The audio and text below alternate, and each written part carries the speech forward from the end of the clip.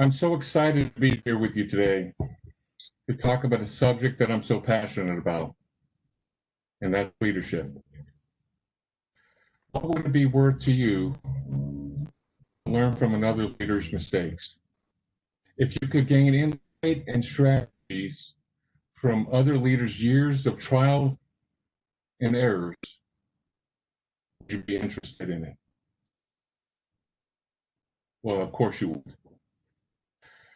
But leadership is a huge subject. And I'm basing my comments on John Maxwell's book, Leadership Gold. See if you get a good view of that. So I want to just talk about 4 of the lessons of 26 in this book that can help you increase your leadership today.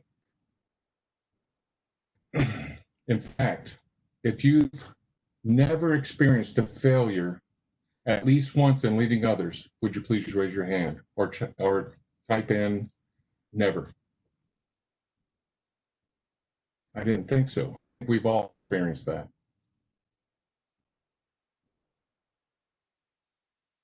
I don't know about you, but we've all heard that saying, if I knew then what I knew now, life would be different. Well, I tell you what, if I do these leadership principles back then, and if I applied those to my life back then, I guarantee you my life would be different. I've been able to change more lives than I already have. And I'm happy about the ones I've already changed. It's just, to me, changing lives is where it's at. Helping people go is where it's at. You know, the stakes are high in leading others today. There's more competition, slimmer margins, and to perform or outperform is increasing, not decreasing in today's markets. How would you like an advantage in helping your team become successful? Of course you do. Let's talk about leadership, especially some gold nuggets that we'll be able to apply right away after we leave this session. All right, and we're back on slide 2 here, right? I'll tell you when to, if you can go back one real quick.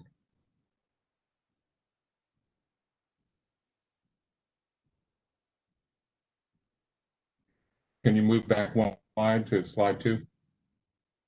Perfect, thank you. So it's been said that a wise person learns from his mistakes. A wiser person learns from others' mistakes, but the wisest person learns from others' successes. The author of this book is a friend and a mentor of mine. John Maxwell has mentored thousands of individuals and hundreds of companies over his leadership career. He believes and has proven in his work that leadership makes a difference, a huge difference. In fact, he has found that everything rises and falls on leadership. And I would have to agree with that. You know, the Bible talks about the blind leading the blind.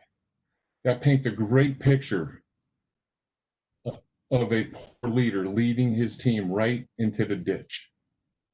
I don't know about you, but I don't want to be one of those leaders. Do you? So let's dive in and find some of these nuggets that we can apply right now to increase our leadership. All right, slide 3. In today's agenda to cover, if you are lonely as a leader, then what's wrong? Why is it so critical that you lead yourself well? What is the quickest way to evaluate how well you are leading your team? How do you lead the toughest person in the room? And finally, people quit people, not companies. How do you avoid losing key people? We're only going to scratch the surface of each one, but I want to give you tangible takeaways to raise your leadership today. Next slide. What kind of leader would leave everyone behind and take the journey alone? That's number 4. That would be a selfish one, right? People to the top is what leaders do. So what do you and I need to know about taking people to the top? First, know that no one ever gets there alone. If you're at the top of your organization, you're a senior leader, then you do not get there all by yourself. A tragic mistake leaders make when they get to the top, they get protective and start pushing people down. It's kind of like playing king of the hill when you were a kid. Next slide. If you're lonely as a leader, then what's wrong? Well, that's a great question to ask. If there's been one consistent assumption leaders make, is that if you're a good leader, then it's lonely at the top. John, in his chapter, if it's lonely at the top, you're not doing something right, makes the case, if you feel lonely in your position as a leader, then your leadership is all about your position and not about your people. If you're taking a journey and no one is following you, and you're just taking a walk. If you're all alone and no one's following you, and if you're all alone, let me rephrase that, I got tongue-tied. If you're all alone, then no one's following you. And if no one's following you, you're really not leading at all, are you? So how do you bring others with you? Well, first, avoid positional thinking. When you use your title to persuade your people, you actually create distance between you and them. A leader does not belittle their people, they enlarge their people. Win your people over building relationships. If you do that, you'll never be lonely. You see, loneliness is not a positional issue. It's a personality issue. Okay. You know, when I E8, I was forced to move. I didn't like anywhere that was presented to me. So I went ahead and applied for a command position. I had to get screened, write a point paper, yada, yada, and lo and behold, I got selected. So they to Memphis, Tennessee, sector Lower Mississippi River. And here I am, a fish out of water. I'm an aviator, and I'm in Memphis, Tennessee, which is and that sector is comprised of 6 states, and they're all river tenders, all run by senior enlisted. Most of them E9s. I have 28. I have one E7. And paper, I'm the senior most enlisted in that whole sector. So armed with this knowledge, of course, I show up there and I start trying to run things positionally, and that backfired. It blew up right in my face. I was being resisted by all the chiefs in the chief's mess when we had our senior enlisted meetings. I had to sit and figure out what am I doing wrong. So I reflected back to what worked well when I was at the air station, and I ran a heavy maintenance shift. I had 28 people underneath me, and we had such a great team. We led the fleet in availability 3 years straight, minus a few months here and there throughout the year. Why can I not do that here? Well, I'll tell you why. Because I was thinking positionally. Once I sat down with the chiefs and asked them, what can I do to serve them? What can I do to get rid of all this contention that's going on there? And they didn't know. Basically, they didn't feel that I should be running these meetings because there was a there was a conflict of interest with me being the command, so they felt like their input didn't matter. So I quickly readjusted things and I put a chief in charge of the meeting. And lo and behold, our meetings were better. My input was taken and things started to happen. I started treating them as a team, not as subordinates. So first thing you do to bring people to the top is avoid positional thinking. The other thing to do is realize the downsides of success and failure. You know, both of these are dangerous to a leader. When you start to achieve success, you may be tempted to think you don't need your team. On the flip side, when you experience failure, you don't want to confront your team. Remember, as a leader, you're in the people business, always. And finally, adopt the law of significance. In John's book, The 17 Indispensable Laws of Teamwork, he writes that 1 is too small a number to achieve greatness. I challenge you to find one person who made a significant impact in the world today, all by themselves. And I don't think you will. I don't think you'll be able to find one. I know John Maxwell hasn't found one yet. So greatness is always bigger than what you can do by yourself. Next slide. How to lead the toughest person in the room. First, let me ask you this. Who is the toughest person in this room to lead? I would have to say it's yourself. I found that I'm the toughest person to lead in my own life. First of all, it's a full-time job to lead me. I have to motivate myself. I have to discipline myself, and I have to protect my integrity, and the list goes on. So why is it this way? John gives us 2 reasons.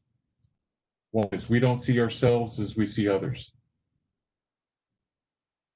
And we are harder on others than we are on ourselves. You know, human nature equips us with the ability to size everyone up in the world except ourselves. It's remarkable how most people lack awareness.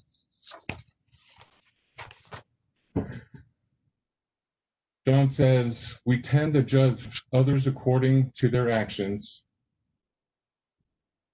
However, we judge ourselves by our intentions. You know, when I blow it, I let myself off the hook because, you know, my motives were good. So how do you lead yourself well? Well, allow me to give you a few takeaways. First, develop self-discipline. It's said that one day Frederick the Great of Prussia was walking on the outskirts of Berlin when he encountered a very old man walking ramrod straight in the opposite direction. Who are you? Frederick asked his subject. I'm a king, replied the old man. A king, laughed Frederick. Over what kingdom do you reign? Over myself, said the old man. You know, discipline is simply giving yourself a command and following through with it. Discipline, the highest form of leadership.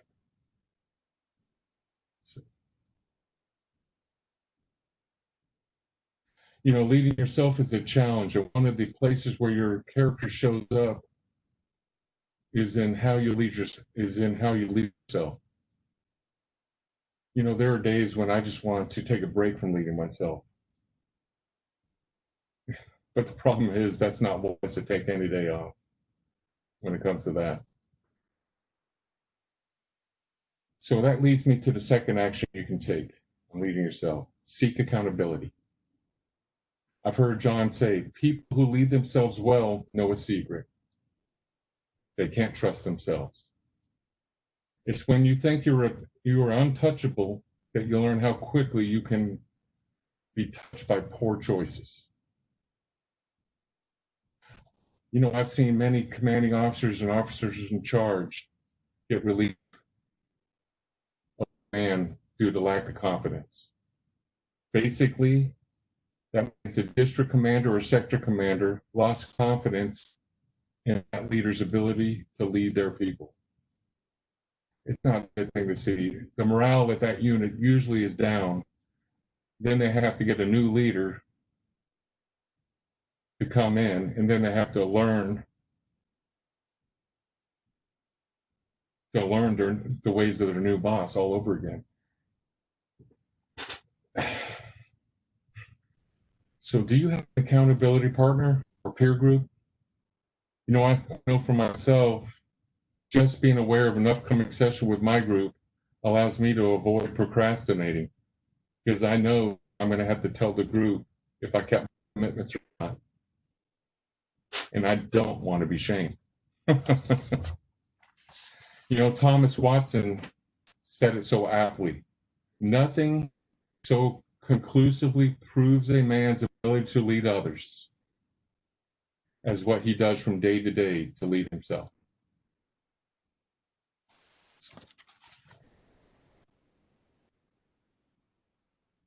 Okay, next slide, slide 8.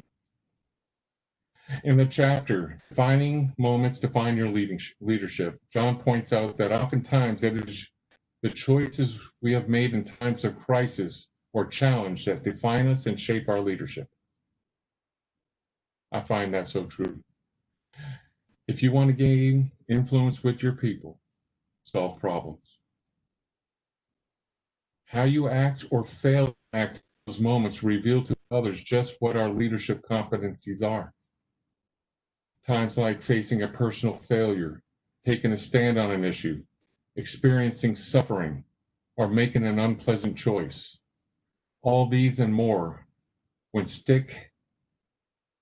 handled rightly, will either catapult you forward or eliminate your effectiveness. Next slide. No one loves being criticized. If you do, you may need some help, some professional help. You want to know how you know if you're a leader? You're getting kicked in the rear. Every leader has a target on his back. So how do you handle criticism? Let me read you this story by John. I love this story of a salesman who was getting a haircut and mentioned that he was about to take a trip to Rome, Italy. Rome is a terrible, overrated city, commented his barber, who was actually born in northern Italy. What airline are you taking? The salesman told him the name of the airline, and the barber responded, what a terrible airline. Their seats are cramped, their food is bad, and their planes are always late. What hotel are you staying at? The salesman named the hotel, and the barber explained, why would you stay there? That hotel is in the wrong part of town and has horrible service. You're better off staying at home. But I expect to close a big deal while I'm there, the salesman replied, and afterward, hope to see the Pope. Well, you'll be disappointed trying to do business in Italy, said the barber, and don't count on seeing the Pope. He grants audiences to very important people. 3 weeks later, the salesman returns to the barber shop. How was your trip? Asked the barber. Wonderful, replied the salesman. The flight was perfect, the service at the hotel was excellent, and I made a big sale. And I got to meet the Pope. The barber was impressed. Tell me, what happened? Well, when I approached him, I bent down and kissed his ring. No kidding. What did he say? Well, he looked down at my head and said, my son, where did you get such a lousy haircut? Next slide. People could change for the better only when they are open to improvement. How you handle criticism is vital to your group as a leader. When you were criticized, John says he tries to maintain the right attitude by not being defensive, looking for the grain of truth, making the necessary changes, and taking the high road. When you sit in the leader's seat, criticism finds your desk. Whether it's legitimate or not, maintain a positive attitude, and there's gold in the pile of dirt. Here are the questions I ask to determine what kind of criticism it is. Who's criticizing me? Adverse criticism from a wise person is more to be desired than the enthusiastic approval of a fool. The source often matters. How was the criticism given? Was the person being judgmental? Or did it give me the benefit of the doubt and spoke with kindness? And why was it given? Was it given out of personal hurt or for my benefit? Hurting people hurt people. They lash out or criticize and try to make themselves feel better. They're not really trying to help the other person. So whether the criticism is legitimate or not, what determines whether I grow from or groan under the unwanted words is always my attitude. Next slide.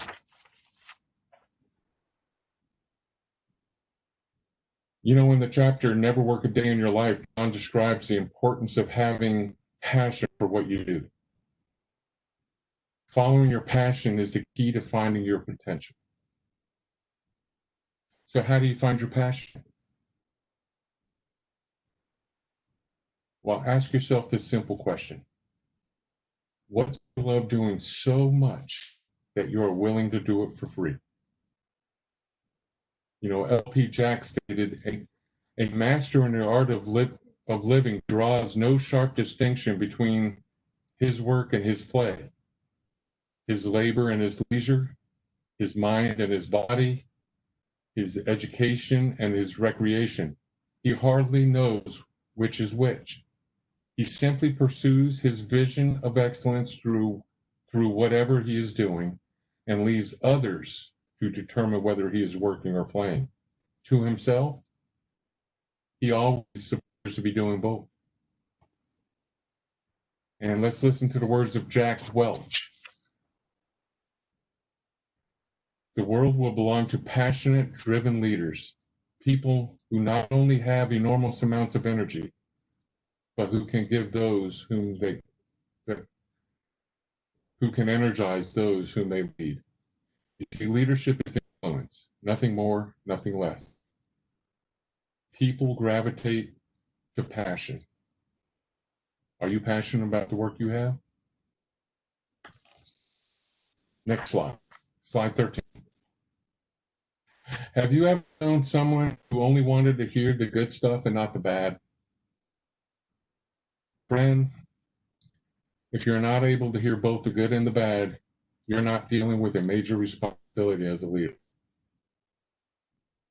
John states that it's a leader's job to define reality. One of the pitfalls that can stop you as a potential leader is the desire to focus on the vision to the detriment of facing reality. How do you find what's real? Next slide. Well, invite fresh eyes to check you out. John admitted he needed to bring outside consultants or experts to take a new look at what he saw every day. Perhaps you do too. When I was in the service, I used to send out climate surveys.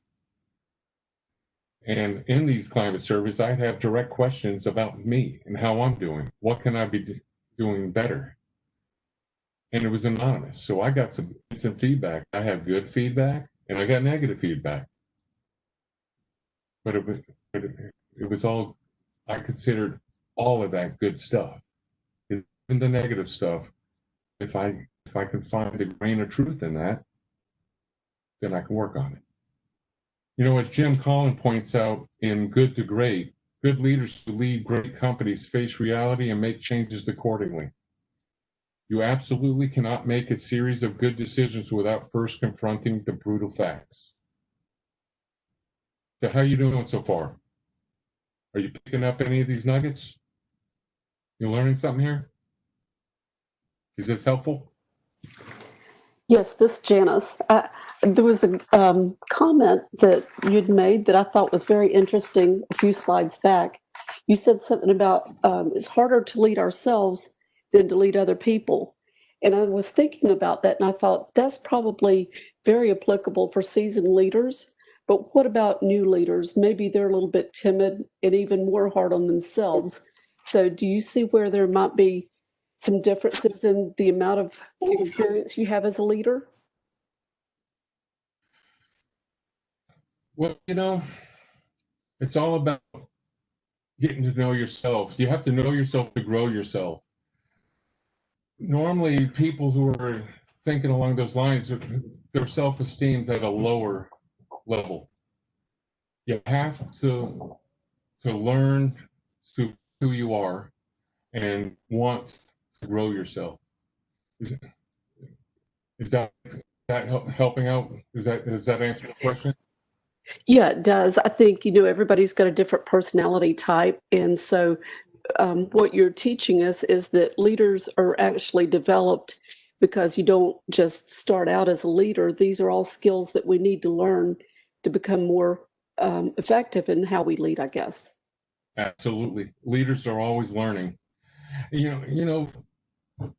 It's not just you're learning in leadership, you're learning personally. Until you can effectively lead yourself well, you're really going to be able to lead others. Because if you can't lead yourself, you really don't have any business leading others. Does that make sense? And also, not everyone's going to be a leader. Leaders be followers. And followers follow good leaders. And they'll emulate the good leaders. And hopefully they'll grow along the way, maybe eventually become leaders. So let's, matter of fact, we're coming up, or my next topic is going to talk a little bit more about that. So slide 15 here. Leaders learn continually. Never stop learning. Do you have a personal growth plan? Well, actually, I want to know, how many people here have a personal growth plan? Put a Y in the, type in Y in the chat box for me. I want to see how many people here actually have a personal growth plan.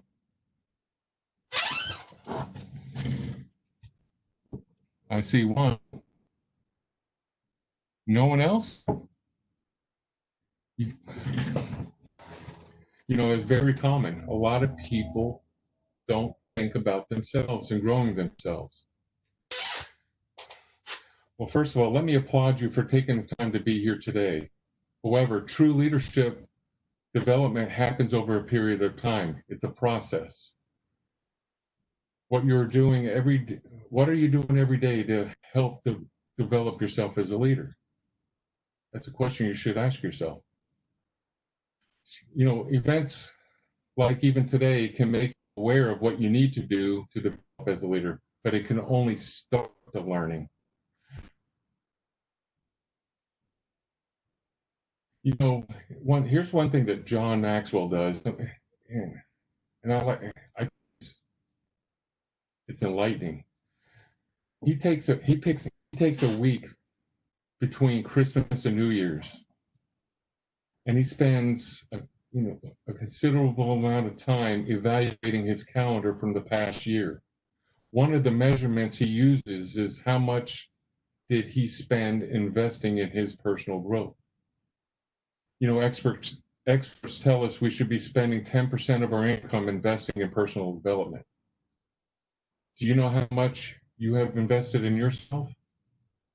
Buying a leadership book does count. But the key is, when you read these books, you have to apply the principles. You got to try them out. You have to apply it. So how do you keep learning and growing? Next slide, please. During the week of his evaluation, he comes up with one word for the upcoming year. This year, his word was intentional. Having one word keep him focused in what direction he wants his personal life and business life to go in. You know, in his book, to grow, you have to be intentional. Growth is not automatic. You have to grow on purpose. You must grow on purpose. So how do you keep learning and growing? Invest in yourself first. There's a direct link between how your company grows and how you grow. If you want to lead, you must learn. If you want to continue to lead, you must continue to learn. Create a growth environment for the people you lead. And so what does a growth environment look like? Well, John has 10 characteristics of a good growth environment. Put others, a good growth environment puts others ahead of you. You're continually challenged. Your focus is forward. Your atmosphere is affirming. You are often out of your comfort zone. You wake up excited. Failure is not your enemy. Others are growing. People desire change. Growth is modeled and expected. If you can create a growth environment, not only will the people in your organization grow and improve, but people with great potential will knock down your doors to become part of your team. It will transform your organization. Next slide. So people quit people, not companies. You know, Oscar Wilde says, some cause happiness wherever they go, cause happiness whenever they go. You know, some sources estimate as many as 65% of people leaving companies do so because of their managers. You know, we may say that people quit their job or their company, but the reality is they usually quit their leaders. The company doesn't do anything negative to them. People do. Sometimes coworkers cause the problems that prompt people to leave, but often people who alienate employees are their direct supervisors. So what type of people do employees quit on? Next slide. People quit people who devalue them. Those are bosses who manipulate and start treating them like objects. That is never appropriate for any leader. What should you do? You should appreciate your team. Find out where they add value and place there to maximize their efforts. You know, people quit people who are untrustworthy. Mark Winston, managing director and chief leadership officer for Countrywide Financial Corporation, says, effective leaders ensure that people feel strong and capable. In every major survey on practices of effective leaders, trust in the leader is essential if other people are going to follow that person over time. People must experience the leader as believable, credible, and trustworthy. One of the ways trust is developed, whether in the leader or in any other person, is through consistency in behavior. Trust is also established when words and deeds are congruent. That's pretty powerful stuff right there. Let me ask you this. What are the quickest ways leaders lose the trust of their people? How about by acting inconsistently in what they say and do? Seeking personal gain above shared gain, withholding information, lying or telling half-truths, being closed-minded. And lastly, people quit leaders who are incompetent and those who are insecure. Next slide, please.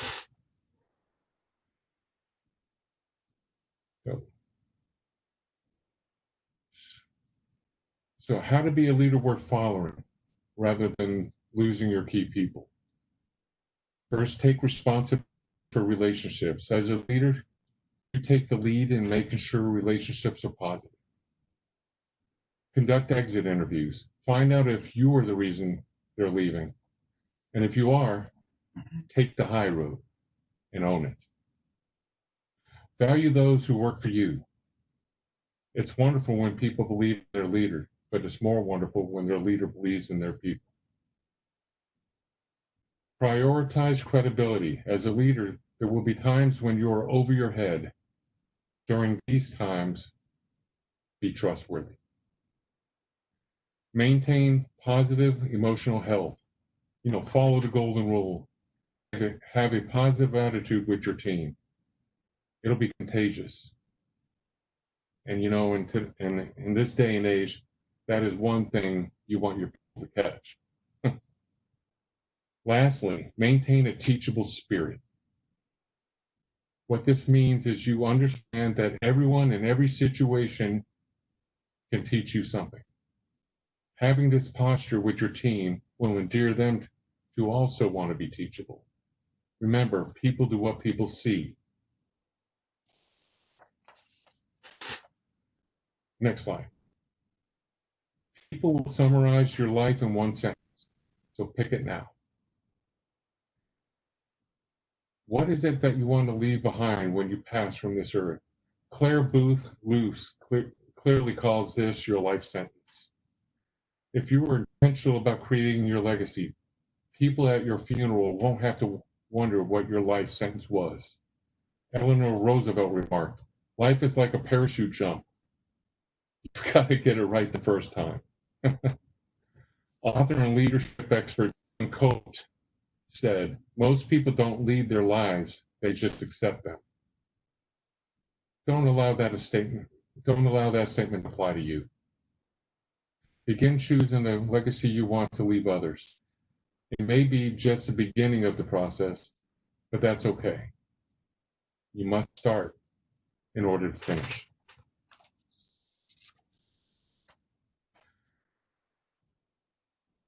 Well, I hope you got some good nuggets out of this. And if you would take the time to fill out the survey that Janice will be sending you, it would be a great help to me and for the DLC.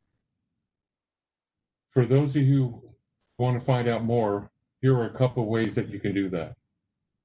Change starts with awareness, and to increase your awareness, you need to be intentional with your growth.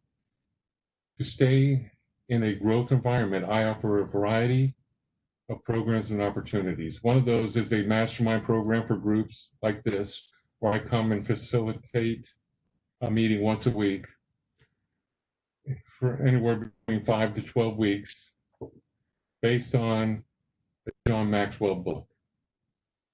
But for those of you who want to dig a little bit deeper and are interested in working one-on-one with me and want a faster track to success, I have a coaching program that can help you achieve results quickly.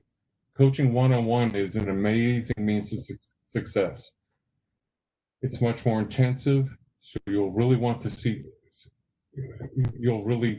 results quickly. This will be a good program for you. And on this survey, you'll see on there, I wrote down there, if you wanted a free complimentary 30-minute coaching session, you can go ahead and check the box. I'm actually going to up that up to about 45 minutes.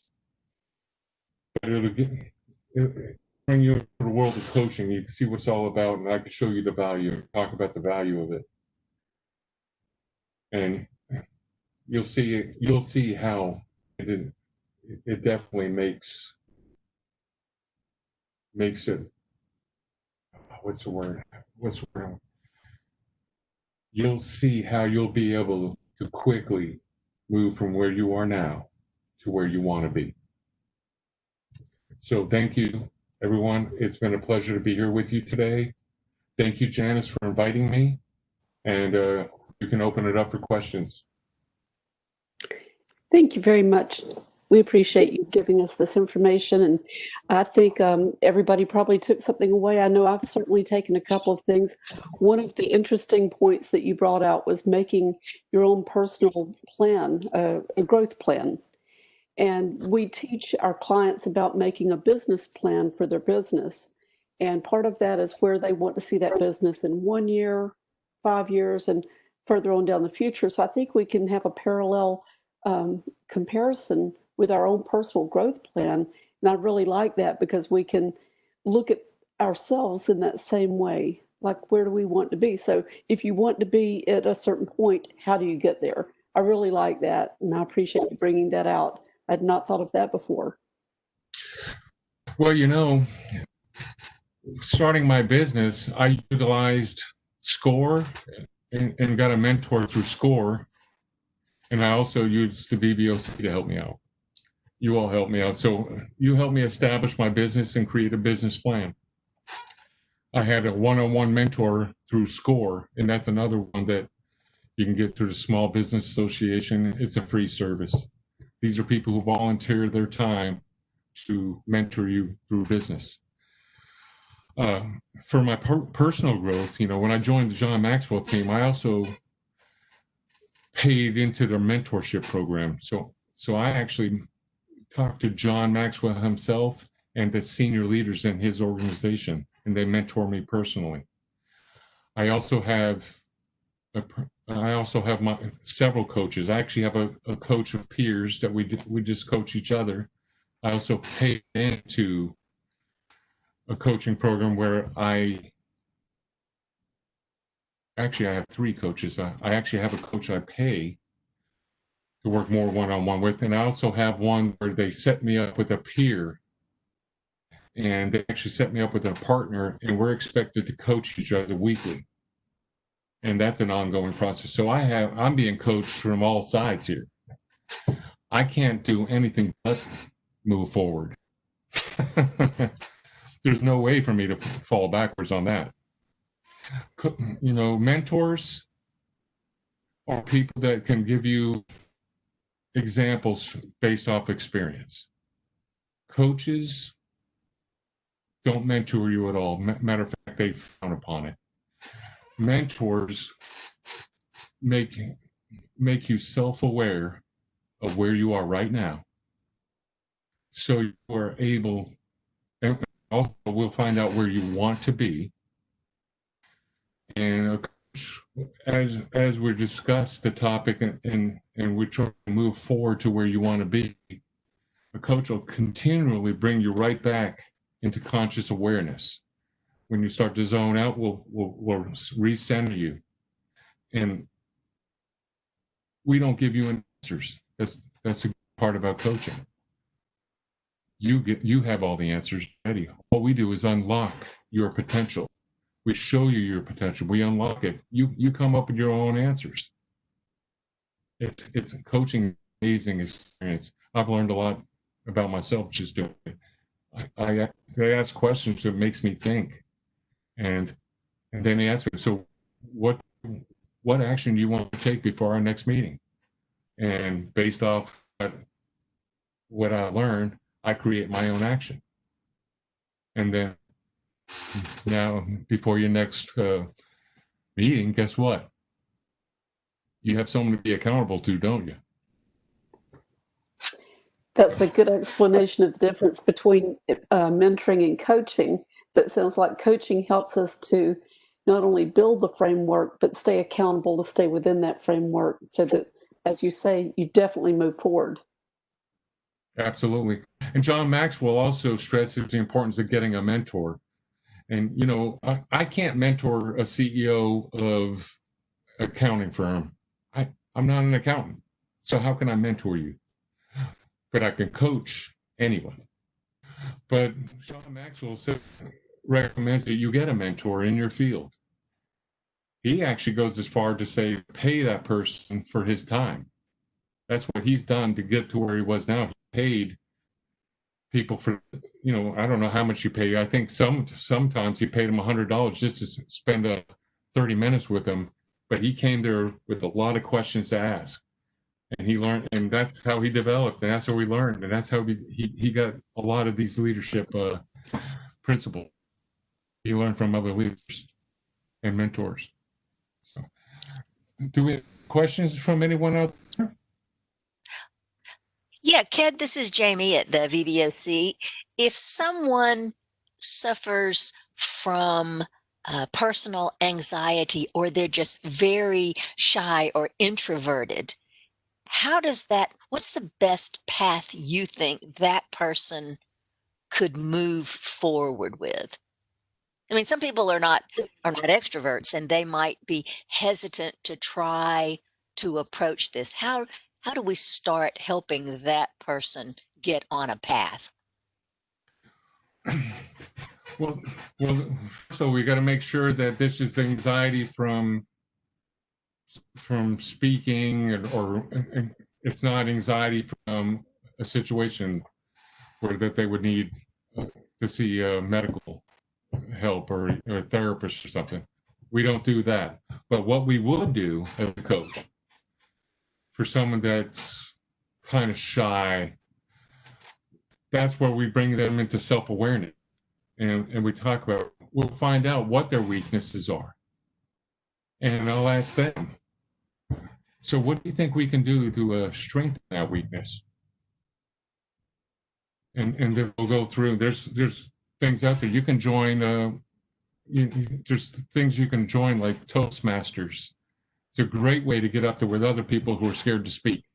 And it gets you up in front of people. And you only speak for 30 seconds, a minute or less on each. And you usually speak every time you go to the meeting. And it really builds up the confidence, because you get critiqued. And you know that everyone there is feeling the same thing. They're all feeling anxiety. So that's one way of doing it. You just talk about it. You ask them how they feel about that. Are they interested in growing in a certain area? It could be speaking. Start getting them comfortable with getting good at something, so they can sit there and run a meeting. Starting with small things. And as you build up the confidence, once that confidence starts, then you start snowballing. Does that make sense?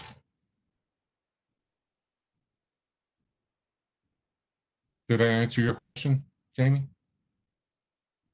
I think she's done. Oh, yes. Okay. Yes, indeed. Thank you. All right. I don't know if Julio can unmute or not, but he had a couple of comments that were also good. He mentioned about a book called The Power of the Subconscious Mind, that's a good book to help people delve into what they're thinking and not realizing they're thinking, and help explore what their possibilities are. He also mentioned about finding a mentor that they're comfortable with, someone who can help them, with whatever they feel their weaknesses are, and to practice those weaknesses even more, because that old phrase, the more you practice, the more comfortable you get, is really true. So that's the thing with a mentor is wonderful, especially if it's in your field. If you want to grow in your field and of expertise, a mentor is where it's at. You need that. You'll learn so much from, and hopefully you have more than one mentor. Talk to other people who have succeeded. You always want to look at someone's successes. So when you pick a mentor, you pick one that has succeeded, or one that you might know personally in the job, that he's a phenomenal leader, and he's doing it right, and you want to emulate them. So those are the people you want to pick. Here's the thing: not mentors. You might find that person, but he still might not be a match. There's personalities come into play. Hopefully, they'll be wanting to mentor you and positively.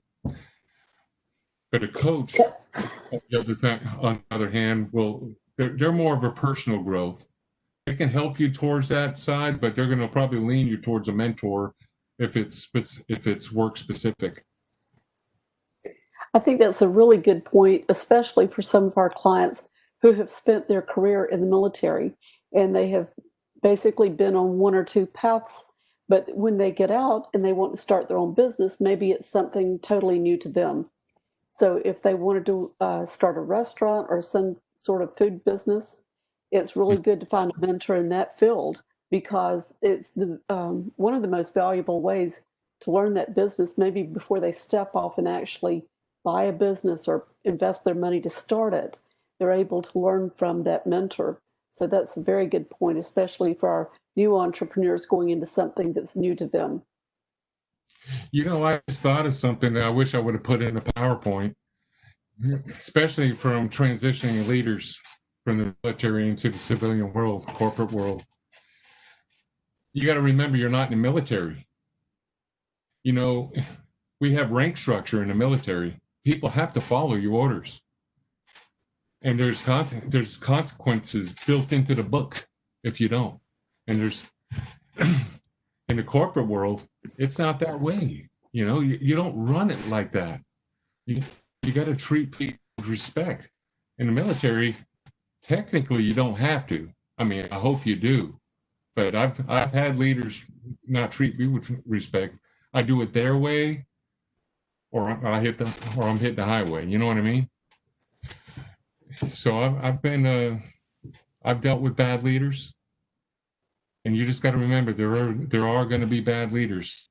They're out there, and you're either going to work for the bad leader and deal with it, or you're just going to muster up the courage to get out of that job and go find a place where you can work for a good leader.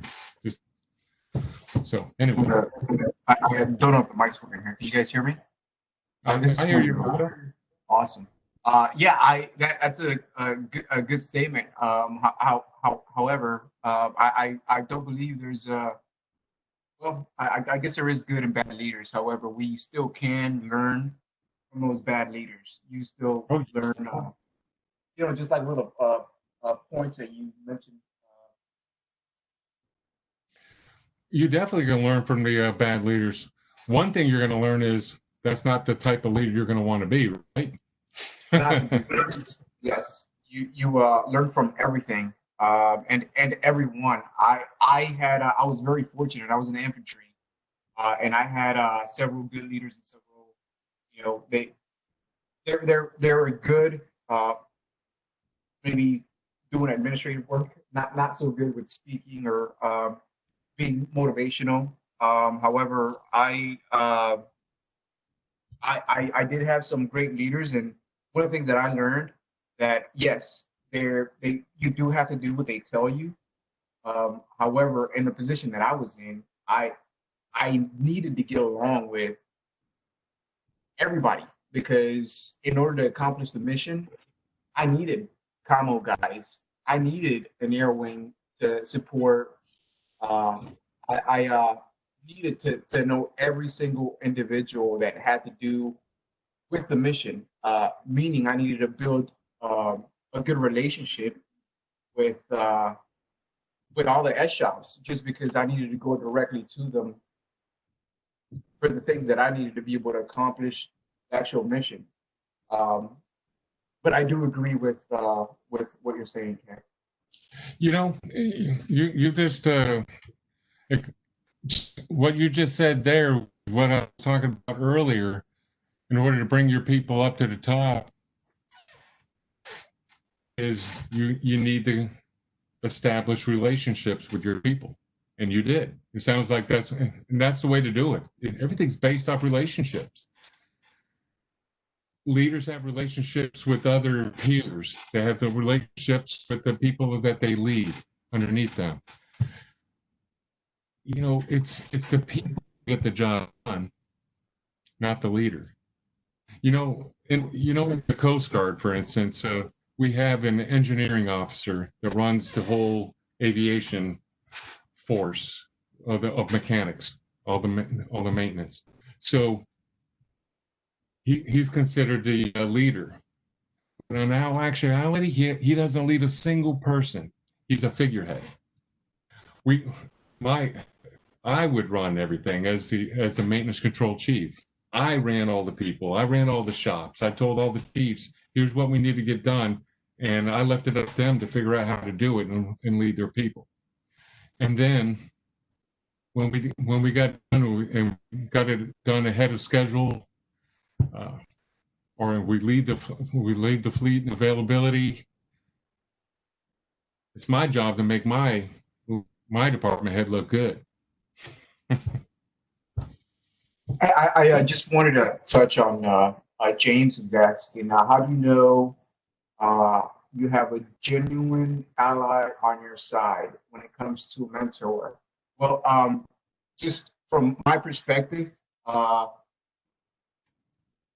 as long as you have the same purpose, the same end goal, you know, there's different ways to skin a cat. Some I'm learning that a lot now. I'm helping my father reorganize his business. He has a nursery, and which I'm actually working at right now. And I noticed that there's several leaders. There's 3 different leaders within his company that run the actual business, and they all have great ideas. They all do things their way. The end goal is the same. The end goal is always going to be the same. And the only thing is that there's a lot, they bump heads here and there because one wants to do it their way, one wants to do it the other way, and then the other one wants to do it a different way. Well, the end goal is the same. I think as long as you know you got a good mentor, is if that purpose stays the same, because there's several ways to be able to get to that to accomplish that mission, to get to that goal. But we have to be open-minded. I think the only ally that you should look towards is yourself. Like, as long as you have that mindset, that open mindset to be able to, oh, okay, this is something different. Let's try that. Let's go this route, you know? You know, yeah, that's what I wanted to add. You know, as long as you're not working for all 3 of those people at once that want to do it a different way, because I can see I'd be pulling my hair out. But it's not going to matter if they all have their own team underneath them to run, and they're still achieving the mission. That's why companies have vision statements and they have mission statements. You know, the vision is what their company is about, and where they want to go. The mission is how they're going to do it. And as long as everyone's on board with the mission, and they should sit down and have strategic planning meetings. They should sit down and lay out these things, and maybe they can come and find common ground. You know, I know that in the Coast Guard we had strategic planning meetings all the time. Executive steering committees, and it could be on leadership, it could be on or just the mission of the unit. I mean, we each one would have its own subject, so we're not all over the place. And we set them up. You know, they're only 30 minutes or less. Thank goodness, because I hate meetings that last longer than that. Yeah, there's I think a great mentor is one that no matter what, stays positive, has something positive to say, even when something goes wrong. There's still something positive out of that negative thing that happened. But I think as a mentor, I think that would be.